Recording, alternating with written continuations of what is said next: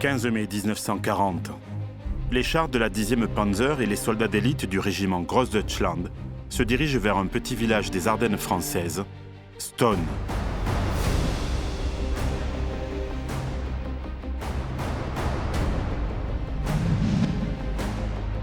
Le général Heinz Guderian est à la manœuvre. Depuis 5 jours, ses troupes caracolent sur le territoire français sans avoir réellement rencontré de résistance. On se demande même parfois s'il y avait une réelle volonté de tout faire pour arrêter les Allemands. Les Français doivent réagir, et vite. La 3e division d'infanterie motorisée et la 3e division cuirassée sont mobilisées en toute hâte et lancées quasiment à l'aventure en direction de Stonne, où elles parviennent en même temps que leurs ennemis. Désormais, il faudra faire face, tenir le terrain sans soutien aérien, sans possibilité de se ravitailler correctement, en essence notamment. Leur chef, le général Hutzinger, patron de la 2e armée française, est à 70 km du front, réfugié dans un bunker à Verdun. Les soldats français ne pourront compter que sur eux-mêmes et leur formidable char B1 bis, considéré à cette époque comme l'un des meilleurs du monde. On a des chars qui ont plus de 150 impacts sur le blindage et qui continuent à combattre en juin 40. Après 10 jours d'intenses affrontements, les Allemands doivent se rendre à l'évidence. Ils ne prendront jamais Stonne par les armes. Les combats ont été si intenses et la résistance française si âpre que le village a changé plusieurs fois de main.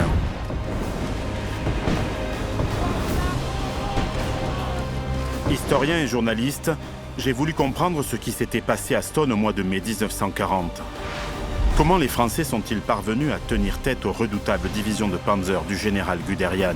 Comment expliquer les manquements du haut commandement français? J'ai recueilli des témoignages. Les ordres sont donnés de tout en haut et ne sont pas adaptés à ce qui se passe sur le terrain. La logistique n'est pas assurée, le transport d'infanterie n'est pas prévu. J'ai traversé le temps. Des passionnés d'histoire vivante ont reconstitué pour moi la dureté des combats.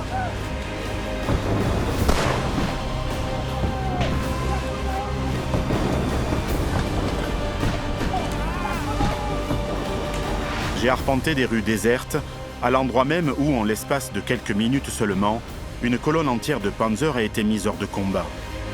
C'était il y a plus de 75 ans. Le nom de ce village est devenu un symbole, celui du courage et du sacrifice de soldats français qui ont poursuivi la lutte, s'accrochant aux maisons de Stonne avec une bravoure qui vaudra à cette bataille largement oubliée le surnom de Verdun de 1940.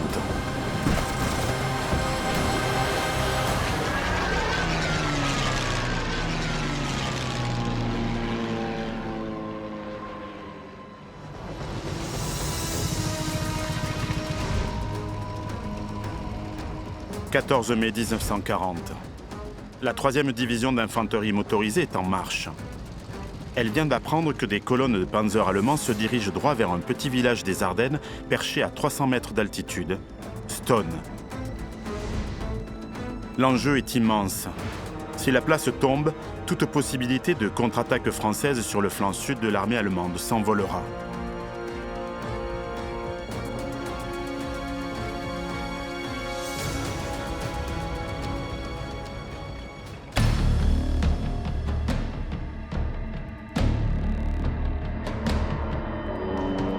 Mai 1940. 7 mois après avoir envahi la Pologne, Hitler lance une vaste offensive contre la Belgique, les Pays-Bas, le Luxembourg et la France. Son objectif, transpercer le front défensif allié en passant en force à travers le massif des Ardennes, puis appliquer la tactique du coup de faux pour prendre au piège les troupes françaises et britanniques imprudemment lancées en Belgique, en les refoulant vers la mer, et ainsi ouvrir la route vers Paris. C'est le plan jaune. Mais les attaques contre la Belgique et les Pays-Bas ne sont qu'une diversion destinée à attirer les meilleures unités alliées sur un front mineur. Conformément au plan imaginé et mis en place par le général von Manstein, c'est bel et bien dans les Ardennes que tout va se jouer. Ce massif, véritable barrière naturelle couverte d'épaisses forêts, n'est pas protégé par les fortifications de la ligne Maginot. L'état-major français le croit infranchissable. Il a tort. La percée des Ardennes est confiée au groupe blindé du général von Kleist. Parmi les unités dont il dispose figure le puissant 19e corps d'armée de Guderian, comprenant 3 divisions de Panzer et le régiment d'élite Grossdeutschland. Pour permettre à toutes ces unités de franchir l'obstacle des Ardennes, les Allemands vont appliquer une stratégie éprouvée. Comme en Pologne quelques mois plus tôt, puis en Norvège et au Danemark au mois d'avril 1940, leur tactique repose sur la coordination offensive des chars, de l'aviation et de l'infanterie. C'est le fameux Blitzkrieg, ou guerre éclair, théorisé par Guderian lui-même.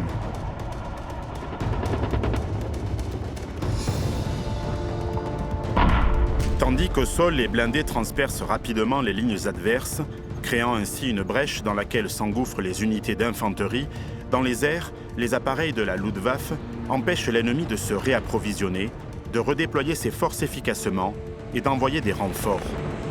Les forces allemandes peuvent ainsi encercler les troupes ennemies et les contraindre à se rendre.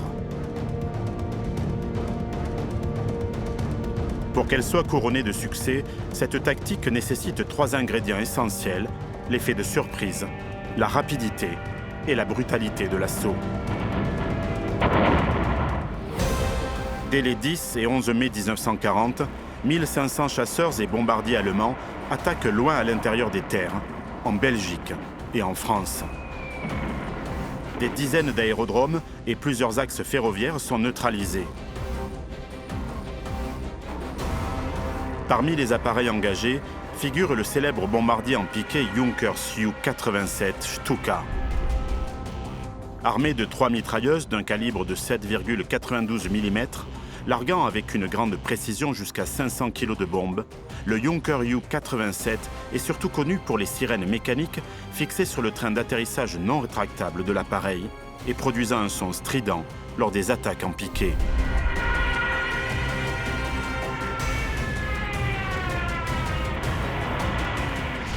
Au sol, les Panzers se ruent à l'attaque. Au début de cette campagne, les Allemands disposent de moins de blindés que les Français, environ 2500 contre près de 3700. S'ils sont moins nombreux, les chars allemands sont aussi moins puissants. Les chars lourds français, comme le B1 bis, surclassent nettement les meilleurs Panzers allemands. Laurent Vermaux-Desroches est le président de France 40 Véhicules, une association de restauration du patrimoine militaire français. Laurent, quelles sont les caractéristiques techniques de ce char B1 bis?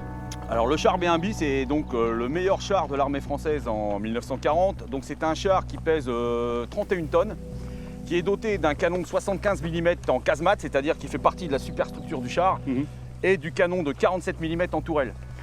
On a aussi 2 mitrailleuses de 7,5 mm Rebelle en coaxial, donc qui permettent d'avoir un tir de mitrailleuse 47-75, avec 5180 cartouches à l'intérieur. Le 75 est pointé avec le char, c'est-à-dire qu'on déplace la caisse du char, alors que le 47 en tourelle, on le fait tourner en tourelle.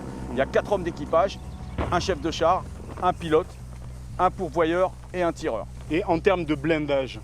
Alors en termes de blindage, c'était un des chars les mieux blindés à l'époque, puisque sur la face avant, le blindage est de 60 mm. Donc ce char n'avait pas d'égal au début de la Deuxième Guerre mondiale. On ne parle pas de la fin, on parle bien du début de la Deuxième Guerre mondiale. Est-ce qu'on peut considérer que c'est un bon char? À l'époque, c'est un très très bon char, c'est le meilleur char de l'armée française et c'est un des meilleurs chars du monde à l'époque, puisqu'il est quasi invulnérable à tous les blindés qui étaient susceptibles de se retrouver en face de lui. Souvent décrié plus par par l'utilisation, par la doctrine d'emploi que par le matériel même. Est-ce que les Allemands d'ailleurs ont été surpris par la qualité de ce char français? Les Allemands, tout à fait, ont été vraiment surpris lors de différentes batailles sur lesquelles il a été engagé, puisque ce char a résisté à de nombreux impacts des PAC 37 qui étaient en face, des 37 mm en face. Et on a des chars qui ont plus de 150 impacts sur le blindage et qui continuent à combattre en juin 40. Ouais. Donc les Français avaient l'un des meilleurs chars du monde, si ce n'est le meilleur char du monde avec ce B1 bis. Tout à fait. À l'époque, en 1940, c'était le meilleur char du monde.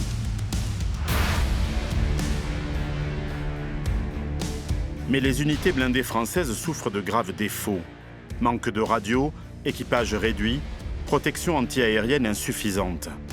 Le ravitaillement en carburant est lui aussi problématique. Contrairement aux Allemands, les équipages français sont souvent contraints de faire des dizaines de kilomètres pour se réapprovisionner. Tout au long de la bataille de France, de nombreux blindés seront abandonnés faute de carburant.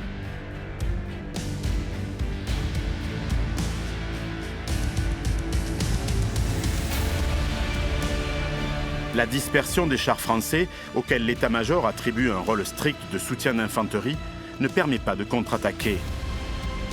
Au contraire, les panzers allemands, concentrés en quelques points, sont capables de désorganiser rapidement les défenses alliées.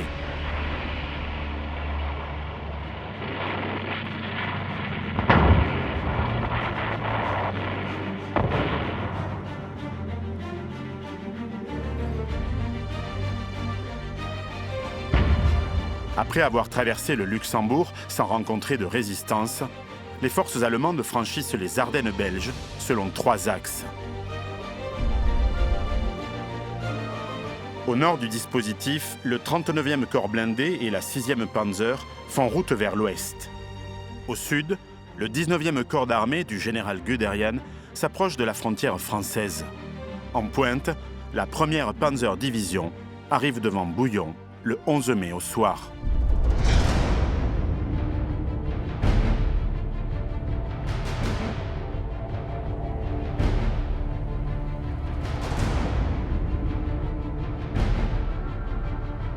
Lorsque les Allemands arrivent au bord de la rivière Semois, tous les ponts ont été détruits. Les unités de reconnaissance découvrent cependant plusieurs gués que les sapeurs aménagent aussitôt pour permettre le passage des chars.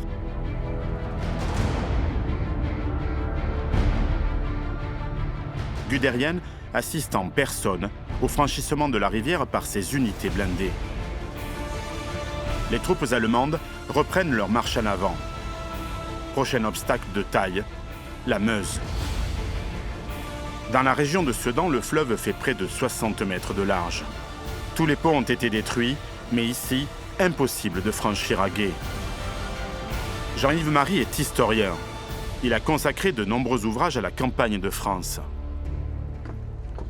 Jean-Yves, où sommes-nous ici exactement? Alors ici, nous sommes sur les bords de la Meuse, en face de l'usine de Gaulier, l'usine de l'Espérance, qui était les draperies sudanaises, et qui a été le point de passage pour les Allemands de la 1re Panzer. Ici, ils ont franchi la Meuse et se sont retrouvés dans la prairie qui est en face, qui est en fait la prairie de Gleyre. Ici même, donc, ils ont traversé ça. C'est là qu'ils ont traversé, c'est là qu'ils ont lancé leur assaut. Ils se sont répandus dans la prairie assez vite. Il y avait juste un seul blocos qui la défendait, il a été neutralisé très facilement.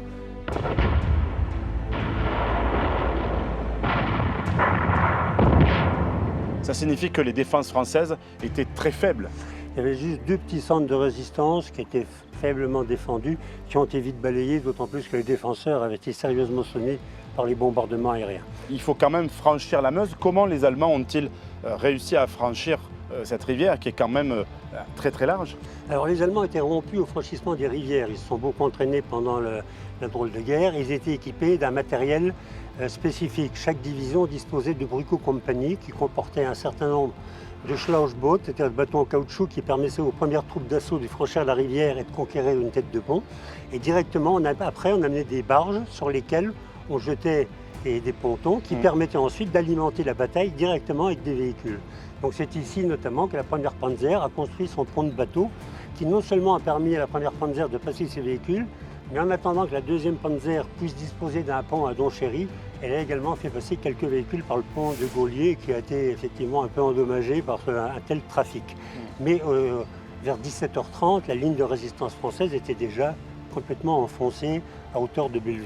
En fait, la ligne de résistance avait été fixée derrière Sedan, où il y a finalement très peu de blocs, si bien qu'au printemps 40, on a commencé à construire une ligne de gros blocs, ce qu'on appelle des casemates FCR, à double chambre de tir. Malheureusement, ces gros blocs, il faut un certain temps pour les construire, et lorsque l'attaque allemande s'est déclenchée, ils étaient non terminés, sans cuirassement pour la plupart. Donc il y avait des brèches dans le dispositif qui a été rapidement submergé suite au bombardement allemand qui a anesthésié totalement toute la défense. À 13h, le 14 mai 1940, ce ne sont pas moins de 600 blindés qui atteignent la rive ouest de la Meuse. Le flot semble inarrêtable. Tous les bombardiers alliés disponibles sont alors réquisitionnés. Les raids franco-britanniques se succèdent tout au long de la journée.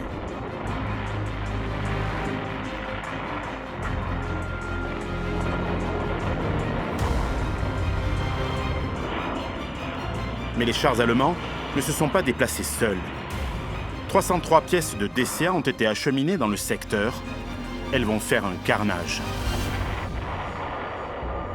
En 1 heure, la Royal Air Force perd 40 des 71 appareils engagés.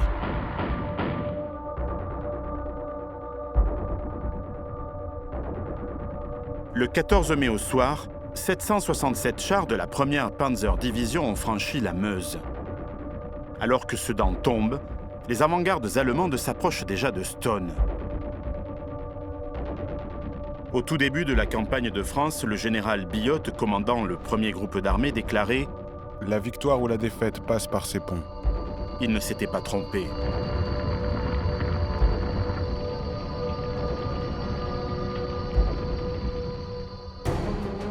Heinz Guderian dispose maintenant d'une tête de pont de 5 km de large et profonde selon les endroits de 6 à 9 km. Ces troupes forment un dangereux saillant dans lequel les Panzers continuent de s'engouffrer.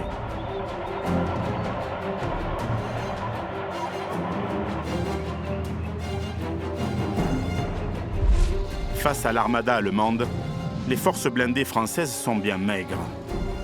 Engagées dans une contre-attaque au sud de Sedan, les petits chars FCM-36 ne font pas le poids face aux Panzer 3 et 4 de la 1e Panzer Division. Fidèle au plan de von Manstein, Guderian veut à tout prix pousser l'offensive plus au sud. L'objectif, empêcher les Français de contre-attaquer sur son flanc gauche en agrandissant sa tête de pont sur plus de 20 km.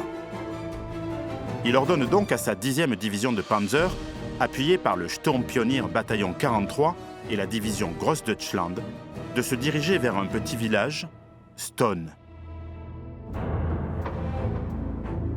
Pour les deux belligérants, ce village possède un véritable intérêt stratégique.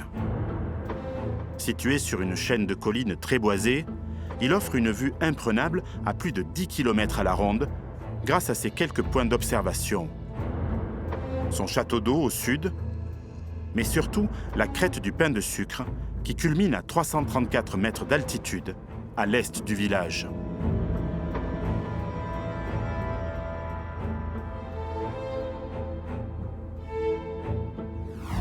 Alors que la 2e division légère de cavalerie tient la route Stonne-Beaumont, où elle se frotte déjà à la 10e Panzer, le général français Hutzinger, commandant la 2e armée, décide d'établir une véritable ligne de défense passant par Stonne et la lisière nord de la forêt du Mont-Dieu.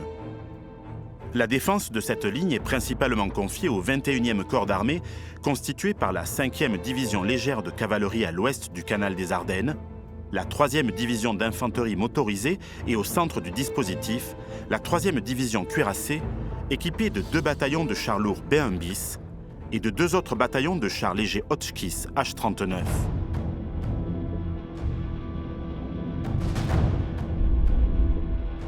Dérivé du modèle H-35, le H-39 est équipé d'un moteur plus puissant, 120 chevaux au lieu de 75, lui permettant d'atteindre les 36,5 km/h. D'un poids de 12 tonnes pour un blindage de 40 mm, le H-39 est doté d'un canon de 37 mm court et d'une mitrailleuse de 7,5 mm à sa droite. 122 exemplaires sont fabriqués au mois de mai 1940. Mais les derniers modèles, produits en catastrophe, sortent d'usine pour être jetés dans la bataille, sans garde-boue et sans pot d'échappement. Certains sont encore montés sur des chenilles d'exercice, leurs moteurs ne sont pas rodés et les freins sont défectueux, ce qui entraîne de fréquentes opérations de maintenance. Malheureusement, ni la 3e division d'infanterie motorisée ni la 3e division cuirassée ne sont prêtes le 14 mai. Une situation délicate, d'autant qu'à l'ouest du dispositif, les troupes françaises, épuisées et dispersées, sont en pleine retraite. Michel Baudier a été maire de Vouziers, commune voisine de Stonne, pendant près de 20 ans. Il a consacré une grande partie de sa vie aux combats qui se sont déroulés dans la région. Michel, le 14 mai, les Allemands arrivent sur Stone. Où en sont les deux divisions françaises, la 3e DIM et la 3e DCR, qui ont en charge de défendre le secteur? La 3e DIM et la 3e DCR sont en marche, seulement elles ont été mises en marche très tardivement. Quand on dit mis en alerte, tout a été mis en alerte le 10 mai, ça ne veut rien dire. Mais pour moi, la véritable mise en alerte, c'est quand on dit allez-y, vous montez, 12 mai. 12 mai, 2 jours de perdu. 2 jours de perdu, imaginez ce qui aurait pu arriver si nos troupes avaient été ici 2 jours avant. Tout était complètement changé. On les a débarqués à 15-18 km d'ici. Ils sont revenus à pied. 3 régiments, ça fait pas loin de 10 000 hommes, qui arrivent à travers les patelins, les chemins qui existent, et avec plus de 30 kilos sur le dos. Donc la montée en ligne de la 3e DIM se fait dans des conditions déplorables. La 3e DCR est en retard aussi quand elle arrive sur zone? La 3e DCR, elle était autour de Reims. Elle avait été un peu rassemblée à partir du 10, mais elle n'a eu son ordre de départ que le 12. Et comme les chars roulent lentement, ils ont fait prendre des itinéraires différents à chacun des bataillons des chars. Le 13 au soir, ils arrivaient dans le coin. Le 14, ils se rassemblaient, mais toujours avec l'éternelle question du ravitaillement. Très vite, hop, il n'y avait plus de carburant, il fallait aller faire les pleins. Donc pendant qu'on faisait les pleins, on ne roulait pas. Les retards se sont accumulés et partant déjà avec 2 jours de retard, évidemment, ils se sont trouvés ici, là, avec plutôt 3 ou 4 jours de retard. Et puis les ordres qui ont été donnés, ont été donnés un peu de manière curieuse. On aurait pu dire aux chars, allez-vous vous rassembler tout de suite? Ah ben non, les tankistes s'interrogeaient. Là, on ne comprend pas, quoi. On ne comprend rien. Une situation également incompréhensible pour le commandant du 41e bataillon de chars de combat. Dans son rapport, il écrit « En toute conscience, au début de mai, la 3e DCR n'est prête à aucun point de vue et surtout pas à participer à une bataille. On ne décide pas de la création d'une division cuirassée le 6 avril pour l'engager le 12 mai. »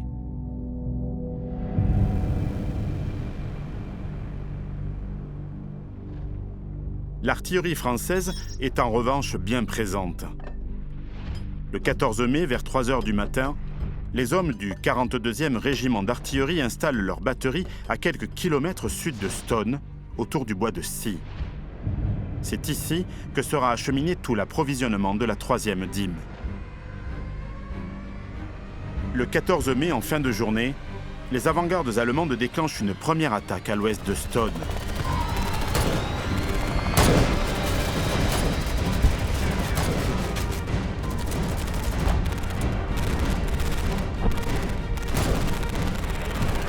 Elle est rapidement contenue par les automitrailleuses et les canons de 25 mm des Français qui parviennent même à faire quelques prisonniers.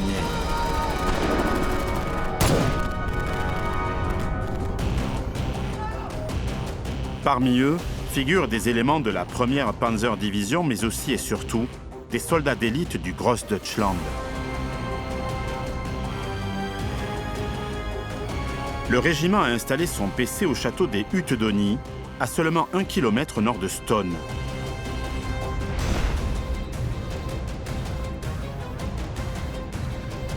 Les Français savent désormais à qui ils ont affaire.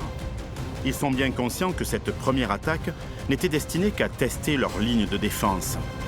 Quelque chose de plus dangereux se prépare, mais pour le moment, Stone n'est défendu que par une poignée de fantassins. Historien et collectionneur passionné, Éric Barbançon a consacré plusieurs ouvrages à l'engagement français en 1940.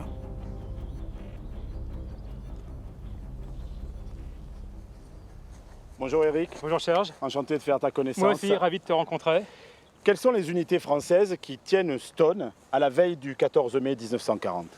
Le 14 mai au matin, Stone est tenu par une poignée de cavaliers issus du 6e GRDI, le groupe de reconnaissance de la 3e division d'infanterie motorisée, et quelques éléments à cheval arrivés la veille au soir. Il faudra vraiment attendre le début d'après-midi pour l'arrivée des fantassins du 67e RI. Donc sont des forces qui ne sont pas très nombreuses finalement. Non, il n'y a vraiment pas grand monde sur Stone. Et quelle est la mission qui leur a été assignée? Alors, la veille au soir, le lieutenant-colonel Dufour, qui commande le 6e GRDI, a été convoqué au PC de la 2e armée. Là, le général Hutzinger lui apprend la percée allemande sur la Meuse. Il lui fixe verbalement une mission qui va consister à couvrir la montée en ligne des renforts, c'est-à-dire la montée en ligne de la 3e division d'infanterie motorisée et celle des chars de la 3e DCR. Finalement, si je comprends bien, les Français qui sont ici doivent tenir pour permettre aux renforts d'arriver jusque-là. Exactement. Et Hutzinger est très clair vis-à-vis de Dufour. Il lui dit que cette mission est une mission de sacrifice. Il faut vraiment qu'elle soit remplie comme telle. En arrivant donc à Stone, le 6e GRDI va tout de suite installer un point d'appui. Ce point d'appui va se composer d'un canon anti-char de 25 mm, de mitrailleuses, quelques FM et un groupe de fusiliers motocyclistes. Ouais, pas beaucoup de monde finalement. Pas beaucoup de monde. Le premier contact a lieu à 11h avec le groupement Ouest. Le groupement Ouest stoppe une action allemande sur l'axe Chemri-Tannay. Les Allemands étant bloqués, ils vont alors chercher un point faible dans le dispositif français et se diriger vers Stone. En fin de journée, donc, les cavaliers qui sont toujours en contrebas de Stone se voient renforcés par les 3 automitrailleuses qui reviennent de leur reconnaissance et par 3 chars de la 3e DCR qui viennent renforcer le dispositif. Et là, à point nommé, parce que l'avant-garde allemande lance à ce moment-là une première action vers Stone. Ils sont stoppés. Pendant ce temps-là, les cavaliers vont entamer un repli acrobatique vers le village de Stone qui est maintenant tenu par les fantassins du 67e RI. Les renforts sont arrivés. Les renforts sont arrivés. Dans la nuit du 14 au 15 mai, des bruits de chenilles se font entendre dans le village. Les panzers allemands ne sont plus très loin. Côté français, la 3e DIM et la 3e DCR ont enfin pris position. Elles travailleront en liaison étroite.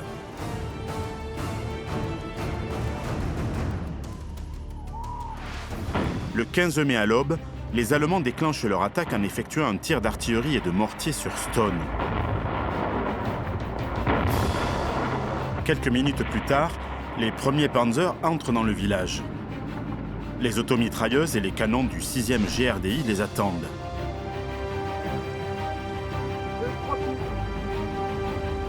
Cinq Panzer IV, suivis de 5 Panzer II, entrent dans Stone. Le premier Panzer IV débouche à moins de 100 mètres d'un canon anti-char parfaitement dissimulé. À 30 ou 40 mètres, le canon ouvre le feu. Le char est touché, son pilote tué.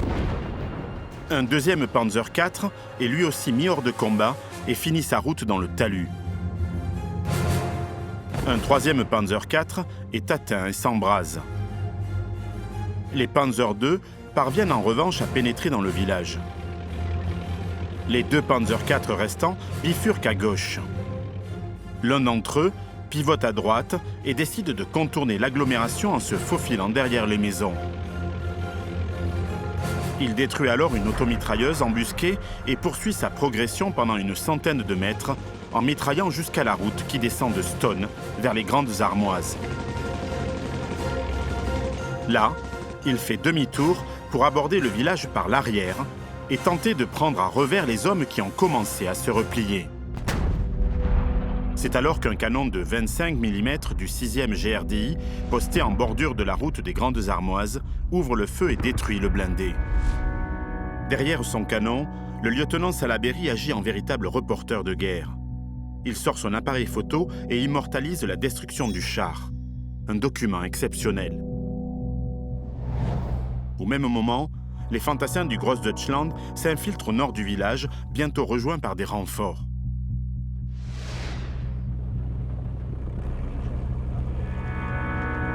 C'est bon les gars, ils arrivent. Les défenseurs français sont contraints de se replier sur le plateau au sud de Stone. La position tombe aux mains des Allemands.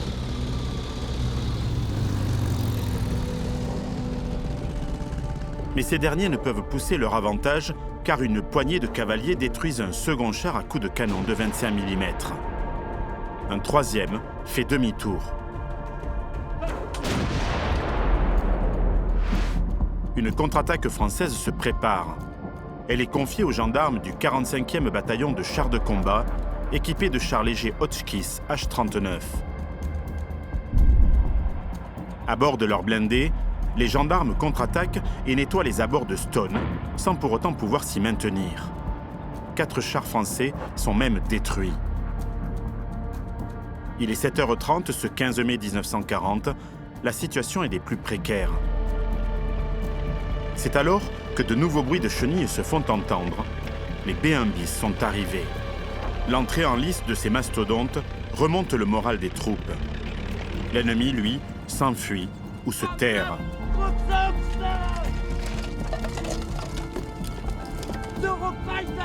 À coups de canon de 75, les B1 bis ne font pas de quartier et nettoient le village en quelques minutes seulement. Il est 8 heures, Stone est de nouveau français. Mais il y a un problème. Les chars B1 bis sont bien seuls. Contraints de se replier derrière la crête sud, ils se placent à défilement, prêts à intervenir. Peu à peu, les fantassins allemands sortent des caves et des ruines. Des armes anti-chars sont acheminées jusqu'aux endroits névralgiques. Il est 9h45, Stone redevient allemand. En réaction, une section de B1 bis tente de réinvestir le village, mais se heurte aux tirs d'armes lourdes postés autour du château d'eau. Plusieurs chars sont atteints. Le Haut-Villers, le Gaillac et le Chinon sont incendiés ou détruits. Leurs équipages sont pris pour cible. Les survivants sont faits prisonniers.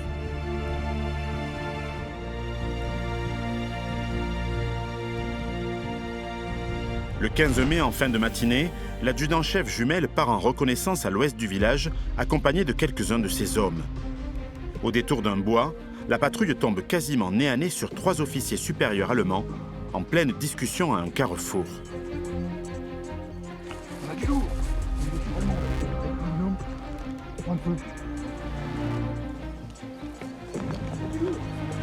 L'occasion est trop belle.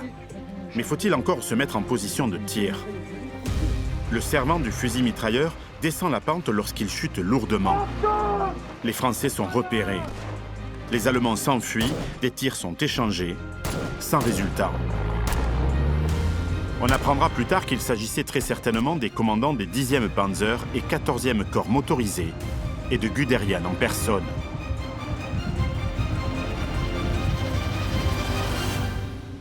Pendant ce temps, au cœur du village, les 2 adversaires peinent à garder l'avantage et à conserver durablement le terrain conquis. Comment expliquer que les Français ne parviennent pas à se maintenir dans le village de Stone, malgré la puissance des chars B1 bis ? En fait, le 15 mai au matin, le même schéma se répète plusieurs fois. Les chars contre-attaquent sans aucun soutien d'infanterie. La puissance de feu et l'armement des B1 bis ont raison des points de résistance allemands, mais ceux-ci, à un moment donné, sont obligés de se replier pour refaire leur plein. Les Allemands réoccupent alors le village et redéploient leurs canons anti-chars. Une raison logistique, finalement. Une raison logistique. Et surtout, le manque de soutien de la part de l'infanterie pour tenir le terrain. Il faudra vraiment attendre 10h30 pour qu'une action française alliant à la fois chars, infanterie et support d'artillerie soit lancée sur Stone. Le village est repris après de durs combats, maison par maison, mais une nouvelle fois, malgré la présence des fantassins, les Français ne peuvent se maintenir dans le village, car les Allemands déclenchent alors sur eux un déluge de feu et de fer avec leur aviation et leur artillerie, causant de pertes relativement importantes dans les rangs français, qui sont alors obligés de se replier à la lisière sud du village.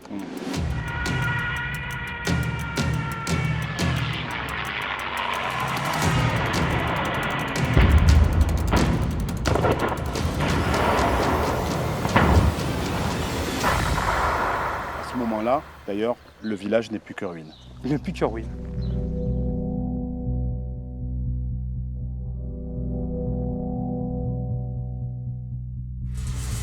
À 13h, les B1 bis remontent à l'assaut. Mais les fantassins qui les accompagnent ont du mal à suivre. Sur le plateau au sud de Stone, ils sont pris sous le feu des mitrailleuses ennemies installées sur le château d'eau, à l'entrée du village.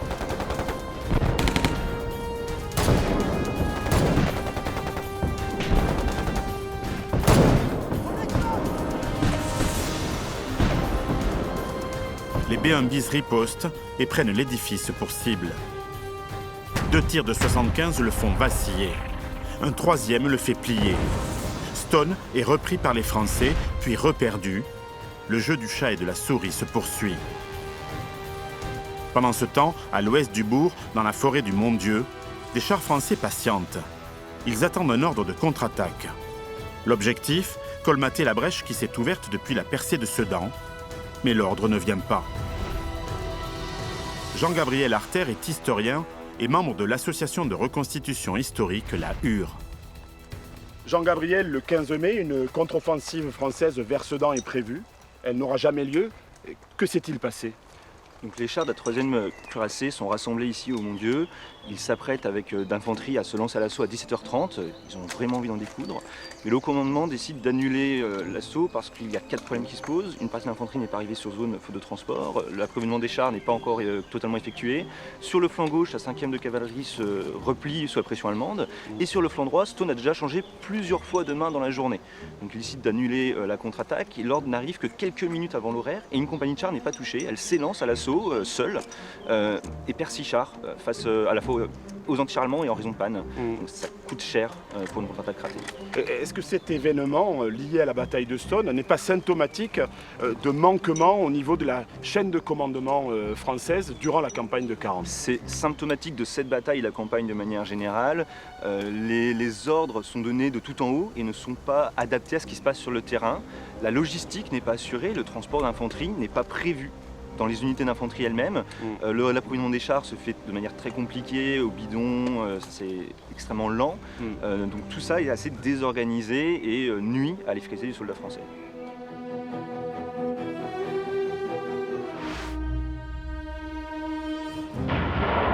À 18h, les Allemands lancent une énième attaque, bien renseignés par leurs avions d'observation Henschel 126. Véritable fléau pour les Français, qui l'ont vite qualifié de mouchard de la Wehrmacht, le Henschel 126 est l'avion de reconnaissance le plus utilisé par les Allemands au début de la Seconde Guerre mondiale. D'une longueur de près de 11 mètres pour une envergure de 14,50 mètres, il est doté d'un moteur de 850 chevaux. Au-dessous et derrière l'aile, 2 pilotes occupent un vaste habitacle en tandem. Le Henschel 126 est équipé d'un appareil photographique, d'une radio et d'un râtelier à bombes, et peut aussi se défendre grâce à ses 2 mitrailleuses de 7,92 mm. En mai 1940, chaque corps d'armée allemand dispose de sa propre escadrille. Ces appareils communiquent en temps réel par radio la position des unités repérées, obligeant les Français à s'enterrer ou à se déplacer pour ne pas faire les frais des tirs d'artillerie. Au soir du 15 mai, les Français sont contraints de se replier à 400 mètres de la lisière sud-ouest de Stone. Une terrible journée s'achève, le calme revient.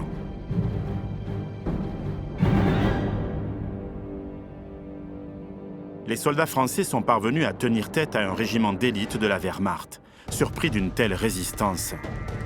La 14e compagnie anti-chars du régiment Grossdeutschland compte 12 tués, dont son commandant, 16 blessés. 12 véhicules et 6 canons ont été détruits.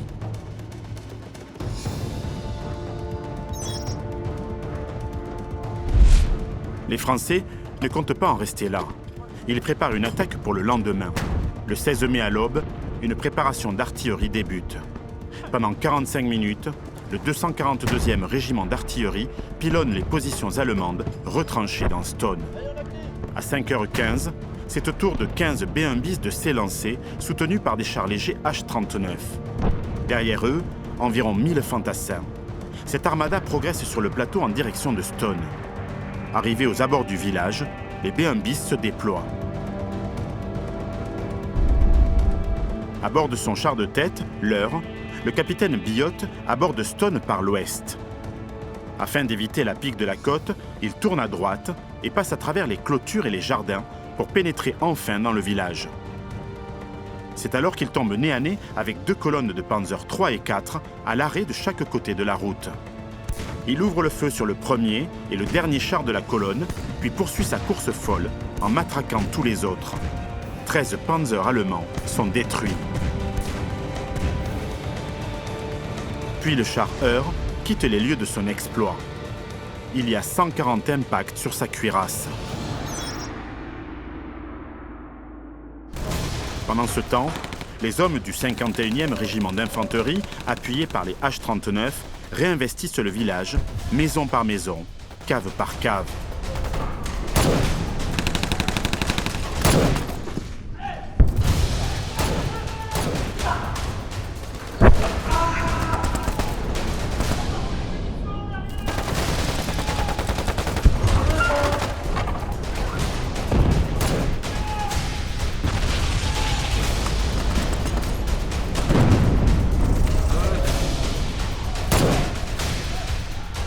Il est 7 heures ce 16 mai 1940. Stone redevient français. En réaction, les Allemands déclenchent un déluge d'artillerie. Puis ce sont les Stuka qui prennent le relais et mitraillent tout ce qui bouge pendant plus d'1 heure.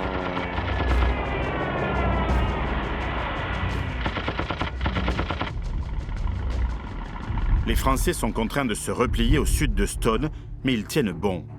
Les Allemands ne parviennent pas à reprendre pied dans le village. Impossible pour les deux belligérants de s'y maintenir, comme le souligne le général Boussu, commandant de la 3e dîme. Stone, soumis depuis 2 jours au feu de l'artillerie, des blindés et de l'infanterie des 2 camps, ainsi qu'au bombardement de l'aviation allemande, est devenu un nid à bombes, dont la conservation s'avère extrêmement meurtrière pour l'un ou l'autre des adversaires.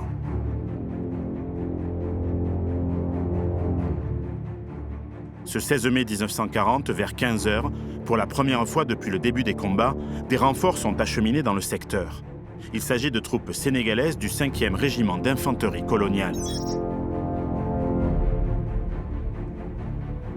De leur côté, les troupes allemandes sont entièrement relevées. Le régiment Grossdeutschland quitte les lieux, il est décimé. Il compte 128 morts et 442 blessés, soit 50% des pertes totales qu'il enregistrera au cours de la campagne de France. Son commandant, Gerhard von Schwerin, déclarera après la bataille « Le nom de Stone est gravé en lettres de sang sur notre drapeau ».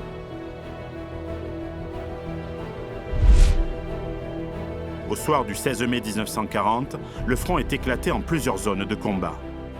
On se bat tout autour de Stone. À l'est, le secteur du Mont Damion et de la ferme des Cendrières est défendu par le 67e régiment d'infanterie, épaulé par la 6e division d'infanterie coloniale. À l'ouest, la 5e DLC, qui s'est repliée, a découvert la rive gauche du canal des Ardennes où les Allemands ont commencé à acheminer leurs troupes. Le 6e GRDI et le 91e régiment d'infanterie, renforcés par un bataillon de chasseurs à pied, tiennent sur la rive droite. Enfin, au nord-ouest du dispositif défensif français, la ligne de front passe toujours par la lisière nord du bois du Mont-Dieu.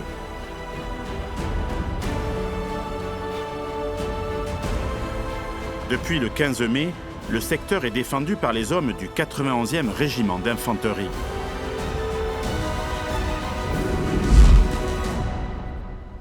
Nous sommes ici sur une zone de combat, Jean-Gabriel ? Là, nous sommes sur les zones de combat du 91e régiment d'infanterie. Le 91e tient depuis le 14 mai la lisière du Mont-Dieu qui se trouve juste là. Les Allemands arrivent de l'autre côté. Ce sont des combats très rudes parce que les Allemands veulent faire sauter ce verrou du Mont-Dieu qui leur permettrait de contourner en fait Stone. Mais ici, c'est un véritable billard. Il n'y a rien pour se protéger. Les Allemands parcourent 200 mètres entre la lisière qui est là et celle-ci. Les combats ont dû être très âpres. Il y a dû y avoir beaucoup de pertes. Énormément. Le 17, par exemple, ils attaquent à 5 h du matin.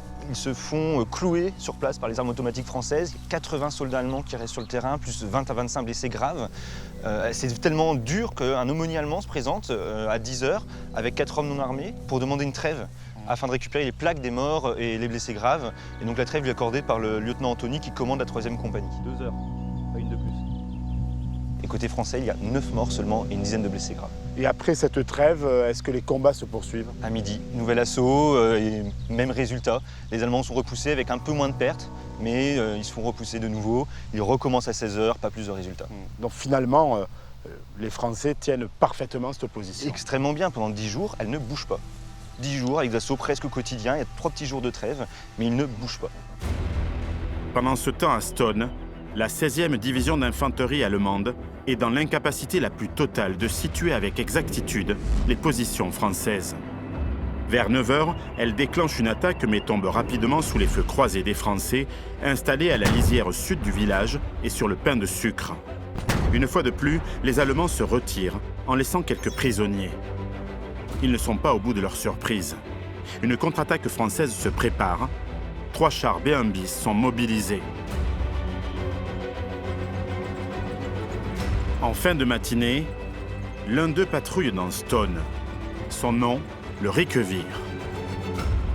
Après avoir traversé le village sans y rencontrer d'ennemis, le char fait demi-tour. Les Allemands en profitent pour contourner la position.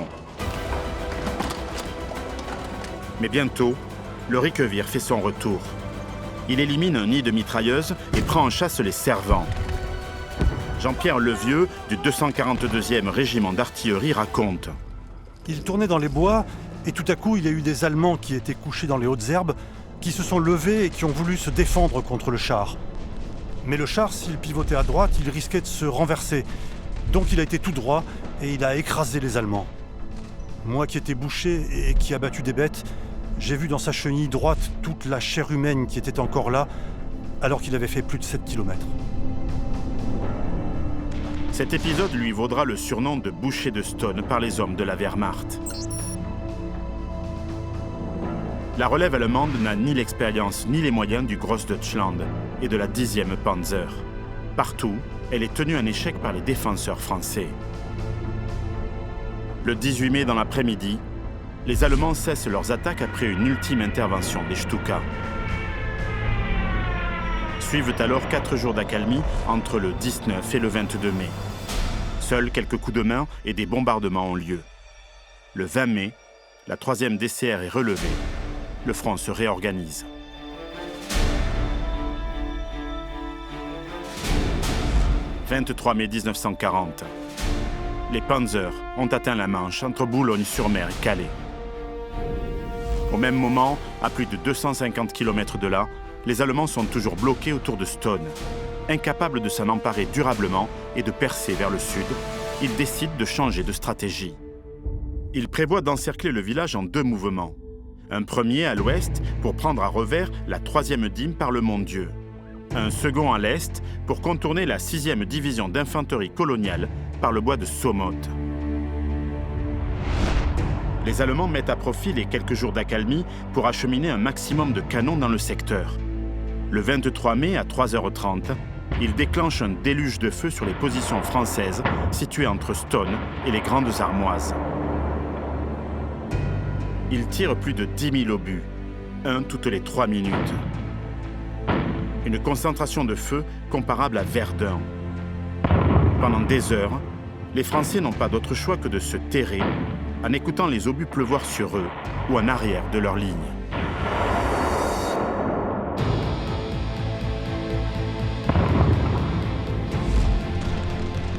Les fantassins allemands montent à l'assaut sur toute la zone de front.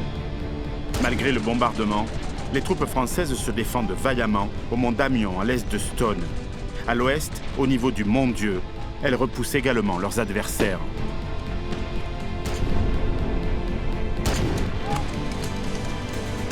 Au soir du 23 mai, les contre-attaques françaises, bien appuyées par des chars légers, auront permis aux défenseurs de contenir l'avancée allemande, mais l'attaque reprend dès le lendemain. Le 24 mai au soir, les troupes de la Wehrmacht sont parvenues à gagner du terrain à l'est en dépassant Stone. À l'ouest, l'encerclement du Mont-Dieu a échoué. Les mâchoires ne se sont pas refermées, le plan prévu n'a pas fonctionné. Les Allemands ne passeront jamais.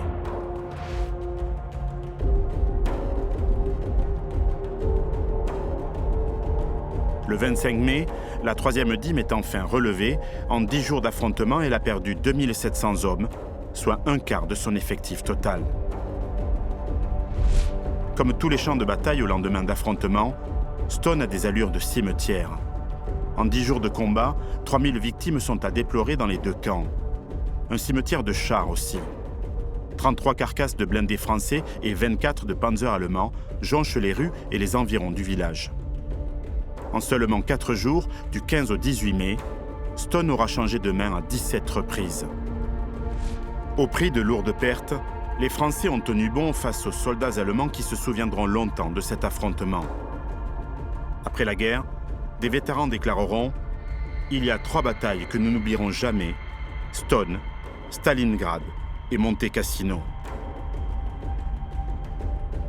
Malgré leur exploit, beaucoup de soldats de la campagne de 1940 se sont sentis abandonnés par leur état-major, méprisés par le reste de la population.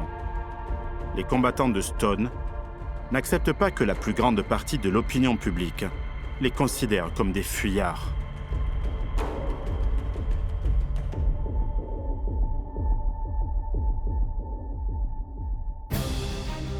Cette bataille a révélé la combativité des soldats français et la qualité de leurs chars, qui se sont souvent avérés supérieurs aux panzers allemands. Elle a également mis en lumière des manquements de la part du haut commandement, une impréparation et des erreurs stratégiques qui coûteront cher au cours de la bataille de France qui, le 25 mai 1940, n'est pas encore terminée.